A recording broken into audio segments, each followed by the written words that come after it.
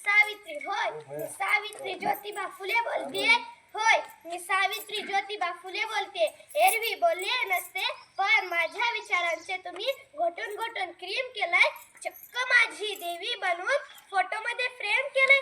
जमेल तेव्हा जमेल तसे माझे सोयीनुसार कौतुक करतात. खरे दुःख याचे की तुम्हीही मला गृहीत धरतात. त्याचा राग मी तुमच्या समोर आणते. माझं खरं रूप मी तुमच्या समोर खोलते. होय मी सावित्री ज्योतिबा फुले बोलतेय. होय मी सावित्री ज्योतिबा फुले बोलतेय.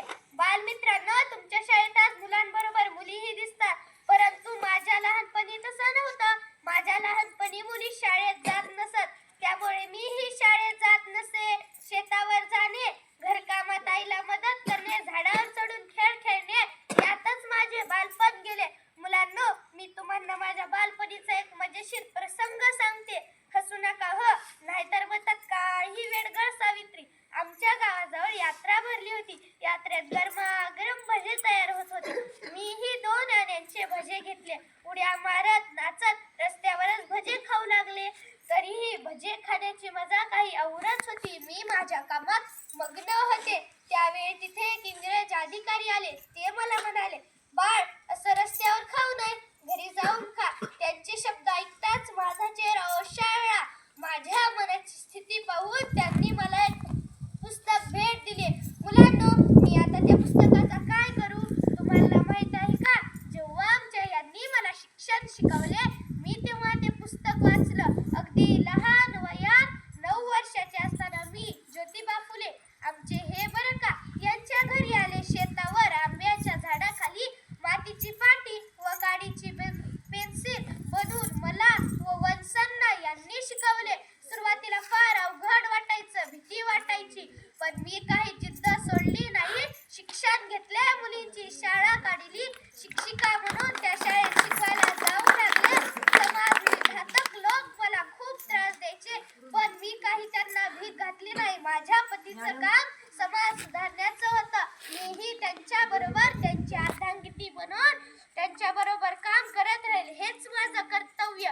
ज्या मी लेकी सुनांसाठी कार्य केली होती त्यांच्या आता मनात जिवंत दिसत नाही. ज्या समाजाकडून आम्ही अपेक्षा ठेवली होती तो समाज आता आम्हाला स्वप्नात सुद्धा दिसत नाही. म्हणूनच माझा संताप मी तुमच्या समोर ओकते. होय मी सावित्री ज्योतिबा फुले बोलतेय. होय मी सावित्री ज्योतिबा फुले बोलते. एका वेगळ्या जगासाठी मी शिव्यांबरोबर शाप, दगडांबरोबर शेणही ससले. त्याच शब्दात सांगायचे झाले तर रात्र दिवस घासले. त्याचीच फेड म्हणून मी आज कसले घाव झेलतेय. होय मी सावित्री ज्योतिबा फुले बोलतेय. होय मी सावित्री ज्योतिबा फुले बोलते. माझी पुढची कहाणी सांगणार आहे माझंच प्रतिरूप सावित्री. आम्ही तुमच्यासाठी शाळा काढली. आम्ही तुमच्यासाठी शाळा काढली. ही काही उपकाराची भाषा नाही. ही काही उपकाराची भाषा नाही. आजच्या बाजारू समाज सेवेसारखा हा बँड बाजा अगर ताशा नाही. हा बँड बाजा अगर ताशा नाही. मी विसरून गेले होते आम्ही कोण, कोणते विष पचवले आहे. मी विसरून गेले होते आम्ही कोण, कोणते विष पचवले आहे. हल्ली मात्र तुम्ही आमच्या आत्मसन्मानाला डिवचले आहे. हल्ली मात्र तुम्ही आमच्या आत्मसन्मानाला डिवचले आहे. म्हणूनच तुमच्या या बहिऱ्या कानी हे घाराने घालतीये. होय मी सावित्री ज्योतिबा फुले बोलतीये. होय मी सावित्री ज्योतिबा फुले बोलतीये. माय मावल्यांनो, लेकी बाळांनो, माय मावल्यांनो, लेकी बाळांनो, तुम्ही शिकलात, सवरलात, पण नको तेवढ्या शहाण्या झालात. पण नको तेवढ्या शहाण्या झालात. विकृत स्त्रीमुक्तीच्या प्रत्येक जणी कहाण्या झालात. प्रत्येक जणी कहाण्या झालात. माझा वारसा सांगून स्वार्थासाठी राबता आहात. या गर्भातल्या सावित्रीचा गळा गर्भातच दाबता आहात. म्हणूनच आज मी या सगळ्या संतापापुढे मी बिडभाड बोलतीये. होय मी सावित्री ज्योतिबा फुले बोलतीये. होय मी सावित्री ज्योतिबा फुले बोलतीये. बाईपणाचे दुःख काय असते, बाईपणाचे दुःख काय असते तुमच्यापेक्षा जास्त मी भोगले. तुमच्यापेक्षा जास्त मी भोगले. आरशात पाहून सांगा, सावित्रीच्या शब्दावर मी जगले. सावित्रीच्या शब्दावर मी जगले.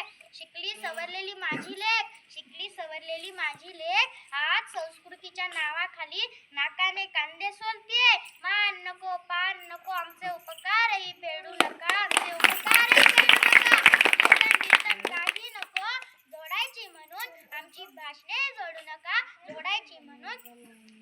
भाषणे जोडू नका. वाघिणीचे दूध पिऊन कुत्र्यासारखा गोंडा घोलता आहात. या धर्मसंस्काराच्या नावाखाली टाकाऊ परंपरा पाळता आहात. म्हणूनच तुमच्या या चिपळलेल्या डोळ्यात हे अंजन घालतीये. होय, मी सावित्री ज्योतिबा फुले बोलतीये. तुम्हाला आज काही सुद्धा सोसायचे नाही. काढणारे काढीत आहेत. तुम्हाला शाळा काढीत बसायचे नाही. तुम्ही फक्त पुरोगामित्वाचा खरा वसा घ्यायला पाहिजे. एखादा दुसरा यशवंत शोधून त्याला आधार द्यायला पाहिजे. शाळा कॉलेजाचं पीक तर हायब्रिड सारखं ठरतंय. होय, मी सावित्री ज्योतिबा फुले बोलतेय. मनमानी आणि स्वैराचाराला आधुनिकतेची लेबल लावणे यासारखी सोपी युक्ती नाही. फक्त घटस्फोट घेणे, नवरे बदलणे ही काही स्त्रीमुक्ती नाही. माझी खरी लेक तीच जी असत्यापुढे झुकत नाही. सावित्री ज्योतिबा फुले ही आंधळेपणाने माथा टेकत नाही. माझी खरी लेक तीच जी आम्हाला सुद्धा नव्याने तपासून स्वतःची भाषा बोलते. आमचाही वसा तावून सुलाखून पेलते.